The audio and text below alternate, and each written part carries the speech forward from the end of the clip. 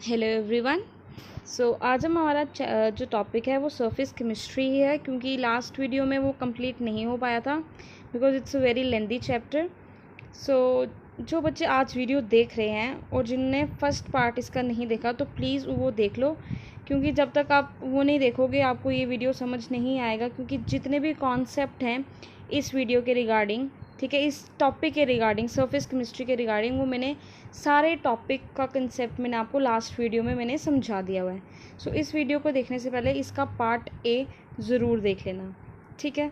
जो pending portion है surface chemistry का वो हम आज करेंगे। Let's start. अभी हम करेंगे टाइप्स ऑफ एड्जॉर्प्शन। एड्जॉर्प्शन हमने समझ लिया था क्या होता है। अब आगे जाके जो एड्जॉर्प्शन होती है वो बेसिकली क्या होती है, हमारी दो तरह की होती है। एक होती है हमारी फिज़िकल एड्जॉर्प्शन और एक होती है हमारी केमिकल एड्जॉर्प्शन। फिज़िकल एड्जॉर्प्शन को हम बोलते हैं फिजिसॉर्प्शन और केमिकल एड्जॉर्प्शन को बोलते हैं हम केमिसॉर्प्शन, ठीक है। अब हम क्या करेंगे, इनके डिफरेंस को पढ़ लेंगे, ठीक है। It arises because of van der Waals forces.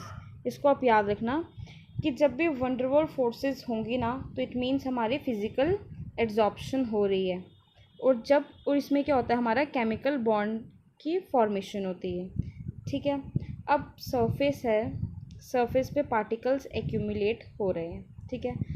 अगर उनके एक्यूमुलेट होने का रीज़न वंडरवॉल फोर्सेस हैं तो वो क्या हो जाएगी, फिज़िकल एड्जॉर्प्शन, ठीक है। ऑन द अदर हैंड, अगर ये जो पार्टिकल्स एक्यूमुलेट हुए हैं ये एक्यूमुलेट हुए हैं due to the formation of chemical bond. Chemical bond बना जो ये सरफेस है और इन पार्टिकल्स के बीच में अगर केमिकल बॉन्ड बन रहा है, वह केमिकल बॉन्ड बनने की वजह से ये पार्टिकल्स जो हैं एक्यूमुलेट हुए हैं सरफेस पे, then it is chemical adsorption. Now the question arises, what are van der Waals forces? These are nothing but these are the attractive forces between the particles. जैसे मैंने आपको बोला था ना कि अट्रैक्शन होती है, ठीक है। ये हमारी क्या होती हैं, अट्रैक्टिव फोर्सेस। अगर आपको इतना डिटेल में नहीं जाना, सिंपल वंडरवॉल फोर्सेस का मतलब आप ये समझ लो कि ये क्या होती है, हमारी अट्रैक्टिव फोर्सेस होती हैं, ठीक है। अगर तो एक्यूमुलेशन सिर्फ अट्रैक्शन की वजह से हो रही है, मतलब वंडरवॉल फोर्सेस की वजह से हो रही है, तो वो फिजिकल एड्जॉर्प्शन होगा, ठीक है। Next comes the it is not specific in nature and it is highly specific. मतलब अब ये कोई सब्सटेंस है, ठीक है। अब इसमें ऐसा नहीं है फिजिकल ऑप्शन में कि मैं ये कह रहा है, सब्सटेंस कहेगा कि पर्टिकुलर टाइप ऑफ जो है सब्सटेंस है उसी के ही पार्टिकल आएंगे। सपोज ये एयर है और उसमें डिफरेंट गैसेस हैं और इनके डिफरेंट पार्टिकल्स हैं, तो किसी भी गैस के पार्टिकल्स यहाँ पे आके एक्यूमुलेट हो सकते हैं, ऐसा कुछ नहीं है। वंडरवॉल फोर्सेस हैं, अट्रैक्टिव फोर्सेस हैं, ये हर एक के बीच में हैं। तो जो ये सरफेस है हर तरह की गैसेस के पार्टिकल्स को अट्रैक्ट करेगा, कोई स्पेसिफिक नहीं है। But on the other hand जो केमिकल्स ऑप्शन है ये क्या होती हैं, हाईली स्पेसिफिक होती हैं। क्यों? क्योंकि केमिस ऑप्शन में क्या होता है, it is highly specific and it will only occur if there is some possibility of chemical bonding between the adsorbent and adsorbate. तब तक इसके ऊपर सब्सटेंस के लिए के ऊपर कोई एक्यूमुलेट होगा पार्टिकल जब तक केमिकल बॉन्ड नहीं बनेगा। ये हाईली स्पेसिफिक है। ये देखिएगा कि उस गैस जो है जो हवा में प्रेजेंट है उसके साथ बॉन्ड बन रहा है या नहीं। अगर बॉन्ड बन रहा है तभी वो पार्टिकल एक्यूमुलेट होगा सरफेस पे। फॉर एग्जांपल हम देखिए जो ऑक्सीजन है वो किस पे एड्जॉर्ब होएगी, मेटल्स पे ऑक्सीजन एड्जॉर्ब होती है। उससे क्या होता है, बॉन्ड्स बनते हैं, बॉन्ड बन के वो क्या बनता है, ऑक्साइड की फॉर्मेशन होती है। ऑक्साइड की फॉर्मेशन होती है जब ऑक्सीजन रिएक्ट करता है मेटल के साथ, ठीक है।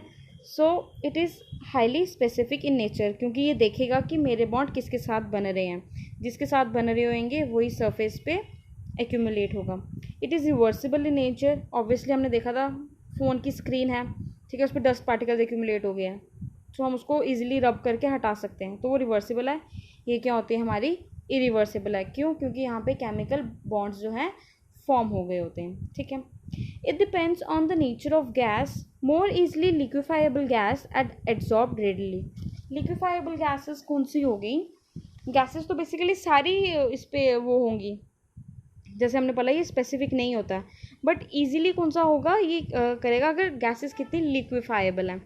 अब इसका मतलब क्या है, इसका मतलब ये है कि गैस कितनी जल्दी लिक्विड में कन्वर्ट हो सकती है, उसको बोलते हैं हम लिक्विफाइबल गैसेस। ठीक है, अगर कोई गैस इजीली कन्वर्ट हो जाए इनटू लिक्विड तो उसका जो एब्जॉर्ब होने का रेट होता है वो थोड़ा जल्दी होता है।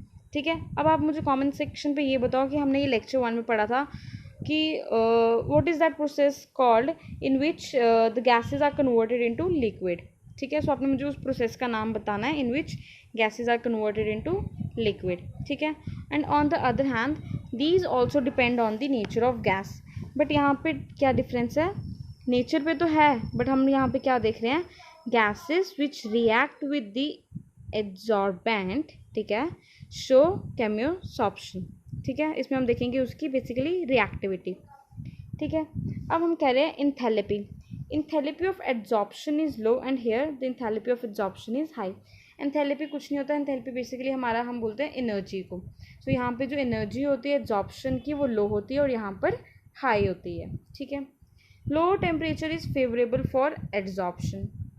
लास्ट लेक्चर में जब हमने देखा था एब्जॉर्प्शन और एब्जॉर्प्शन के बीच में डिफरेंस, तो हमने कहा था कि जो एब्जॉर्प्शन होती है फेवरेबल होती है एट लो टेम्परेचर। जब मैं सिंपली एब्जॉर्प्शन बोलूँ ना, इट मीन्स कि हम किसकी बात कर रहे हैं, बाय डिफ़ॉल्ट फिजिकल एब्जॉर्प्शन की बात कर रहे हैं जब मैं सिंपल बोलूँ absorption.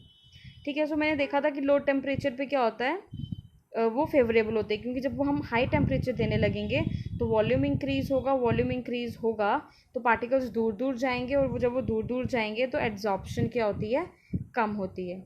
On the other hand high temperature is favourable for this chemical absorption. क्यों, क्योंकि जब हम टेम्परेचर इंक्रीज़ करेंगे तो चांसेस होते हैं कि और जो बॉन्ड्स है ना, जो बॉन्ड है वो और बनना स्टार्ट हो जाए। तो अगर बॉन्ड और ज़्यादा बन रहे हैं तो इट मीन्स कि वो क्या हो रहा है, एब्जॉर्प्शन का रेट क्या हो रहा है, इंक्रीज़ हो रहा है। ठीक है, no activation energy is needed. आप अगेन मोबाइल स्क्रीन को देख लो, डस्ट अपने आप आके क्या हो रही है, बैठ रही है। Do you need any extra activation energy, no you don't need, so it means no activation energy is needed here. And in chemisorption high activation energy is needed sometimes. ठीक है, इसका है it result into multi molecular layers on absorbent surface and it results into unimolecular layer. अब इसका मतलब क्या है, क्योंकि ये हो रही है किसकी वजह से, वीक वंडरवॉल फोर्सेस की वजह से। ये सरफेस है, इस पे गैस के कुछ पार्टिकल एक्यूमुलेट हुए ड्यू टू अट्रैक्शन। ठीक है, ये हो गया अट्रैक्ट, ये अट्रैक्शन थी between the surface and particles, और ये अट्रैक्टिव फोर्स होती है हर पार्टिकल्स के बीच में। अब क्या होगा, इसके और इसके बीच के एक्यूमुलेशन का रीज़न तो पता चल गया कि इसकी अट्रैक्शन सरफेस की और पार्टिकल्स की अट्रैक्शन की वजह से ये डिपॉजिट हुए हैं। अब क्या होगा, इसके ऊपर क्या होगा, गैस के और मॉलिक्यूल्स क्या होते जाएंगे, एड्जॉर्ब होते जाएंगे।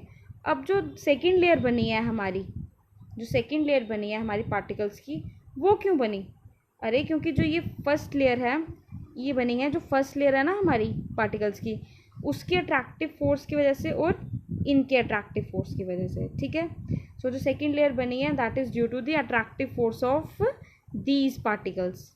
ठीक है, फिर जो थर्ड बनेगी वो किसकी वजह से बनेगी, due to the attractive forces of second layer of particles. So basically attractive forces की वजह से बन रहा है। सो ये हमारा क्या होता है, multi molecular layers. On the other hand यहाँ पे क्या होता है, केमिकल बॉन्ड्स बनते हैं। सपोज ये मेटल है, तो मेटल क्या करेगा, ऑक्सीजन के साथ रिएक्ट करेगा, तो यहाँ पे क्या होंगे, ऑक्सीजन के मॉलिक्यूल्स होंगे। ठीक है, once this surface is covered, है ना, उसके बाद क्या होगा, इसकी कोई दूसरी लेयर नहीं बनेगी। क्यों, क्योंकि यहाँ पे मेटल और ऑक्सीजन सपोज रिएक्ट कर रहा है। ठीक है, अब ऑक्सीजन तो हो गई कवर, तो ऑक्सीजन ने जब मेटल को कवर कर लिया तो अब बॉन्ड्स बन गए इन दोनों के बीच में बॉन्ड बन गए। तो अब जो और ऑक्सीजन के पार्टिकल्स होंगे वो कैसे मेटल के साथ रिएक्ट करेंगे, क्योंकि मेटल को तो ऑक्सीजन ने कवर कर लिया। सो केमिसॉर्प्शन में क्या होता है, सिर्फ एक ही लेयर बनती है, जो कि क्या होती है, due to the formation of chemical bond between the surface of metal और द पार्टिकल्स। ठीक है, समझ आया कि ये यूनिमोलिकुलर लेयर कैसे होता है। Unimolecular one layer, multi means many. ठीक है, सो ये था हमारा types of adsorption. Then next comes the thermodynamics of adsorption. हमने पहले पढ़ा कि जो एड्जॉर्प्शन है वो किस तरह से होता है हमारा, हमने पढ़ा था उसका मैकेनिज़्म। इसमें भी हम बेसिकली मैकेनिज़्म देखेंगे, but in terms of this equation, हम इस इक्वेशन के बेसिस पे हम समझेंगे एड्जॉर्प्शन का मतलब। ठीक है, यहाँ पे जो डेल्टा जी है वो है, हम उसे बोलते हैं गिब्स फ्री एनर्जी। ठीक है, गिब्स फ्री एनर्जी बोलते हैं। डेल्टा एच होता है चेंज इन एंथैल्पी। ठीक है, and delta S is change in entropy. ठीक है, अब हम इसका मतलब समझ लेते हैं। इसमें क्या होता है, change in enthalpy means change in energy. ठीक है, अब हमने क्या बोला था कि जो रिएक्शन होती है वो क्या होती है, एक्सोथर्मिक रिएक्शन होती है। Exothermic reaction means energy is released और you can say heat is release. ठीक है, heat is another form of energy. जब हीट रिलीज हो रही है, जब भी रिएक्शन के टाइम एनर्जी रिलीज हो, रिएक्शन के टाइम जब एनर्जी रिलीज हो तो चेंज इन एंथैल्पी क्या होती है हमारी, नेगेटिव। ठीक है, जब एनर्जी रिलीज हो तो चेंज इन एंथैल्पी की वैल्यू हमारी होती है negative. On the other hand अगर जो हीट है या एनर्जी है एब्जॉर्ब हो तो ये पॉजिटिव होती है। बट हमने देखा कि एब्जॉर्प्शन में क्या होता है, exothermic reaction. Exothermic reaction means energy release हो रही है, तो जो डेल्टा एच की वैल्यू है हमारी वो क्या होगी, नेगेटिव होगी। ठीक है, नेगेटिव होगी। अब चेंज इन एंट्रोपी को हम समझेंगे एग्जाम्पल से। हमने ये सब्सटेंस लिया, ठीक है, इसके ऊपर जो है, अब जो गैस मॉलिक्यूल्स हैं हवा में वो ज़्यादा तेज़ मूव करेंगे। ठीक है, अगर ये जो मॉलिक्यूल्स है जब ये सरफेस पे आके बैठ गए, ठीक है, सो इनकी जो मूवमेंट है वो क्या होगी, कम हो जाएगी as compare to the particles in the air. ठीक है, as compare to the particles in air इनकी जो मूवमेंट है जो सरफेस पे होंगे वो कम होगी, जिसकी वजह से अब जो हमारी एंट्रोपी है वो भी क्या होगी, नेगेटिव हो जाएगी। ठीक है, सो हमारी एंट्रोपी भी क्या होगी, नेगेटिव होगी। और ना होल अगर हम देखें ना, जो मैग्नीट्यूड है ना एच का वो ग्रेटर होगा मैग्नीट्यूड ऑफ टेम्परेचर और ये एस के प्रोडक्ट से। ठीक है, मतलब अगर ये एच है ना, अगर एच की वैल्यू 8 है ना सपोज, तो इन दोनों के जो प्रोडक्ट की वैल्यू होगी ना वो लेस देन क्या होगी, 8 ही होगी। फॉर एग्जांपल ले लेते हैं 6 होगी, और ये हमेशा ऐसा ही होगा। जिस केस में एच इक्वल्स टू ये हो जाए ना टी डेल्टा एस, ठीक है, उसको हम बोलते हैं वो इक्विलिब्रियम स्टेट पे आ गया है, बट अभी हमें उसे नहीं देखना। ठीक है, यहाँ पे मैं आपको क्या समझा रही हूँ, जो मैग्नीट्यूड है वो एच का वो हमेशा ग्रेटर होगा इनके प्रोडक्ट से। उसकी वजह से क्या होगा, ये क्या होगा माइनस एच, क्योंकि मैंने बोला इसकी वैल्यू क्या है, नेगेटिव है। ठीक है, ये क्या होगा माइनस, ठीक है, टी और एस की वैल्यू क्या है माइनस एस। ठीक है, जिसकी वजह से ये क्या बन जाएगा, माइनस एच, ये बन जाएगा minus H plus T S, क्योंकि माइनस इंटू माइनस क्या हो जाता है प्लस, ये बन गया प्लस टी एस। ठीक है, अब मैंने क्या बोला था, जो मैग्नीट्यूड है एच का वो क्या होगा, ग्रेटर होगा। तो प्लस माइनस कह लो या माइनस प्लस क्या होता है हमेशा, हम इसको क्या करते हैं माइनस। ठीक है, इसको हम माइनस करेंगे और रिजल्ट क्या होगा, हमेशा जो बड़े का सिंबल होगा, और यहाँ पे जो मैग्नीट्यूड है एच का ज़्यादा होगा, तो इट मीन्स जो हमारा रिजल्टेंट होगा वो क्या होगा, नेगेटिव होगा। क्यों, क्योंकि जो एच की वैल्यू है वो ग्रेटर है टी एस से। सो प्लस माइनस क्या होता है माइनस, और साइन किसका होगा, जो ग्रेटर है। सो हमारी जो ओवरऑल रिजल्टेंट होगा that is Gibbs free energy, वो क्या होगी हमारी, नेगेटिव। और इतना आपने डिटेलिंग में नहीं जाना, सिंपल याद रखना, जब भी गिब्स फ्री एनर्जी नेगेटिव हो तो जो रिएक्शन होती है वो क्या होती है, स्पॉन्टेनियस होती है।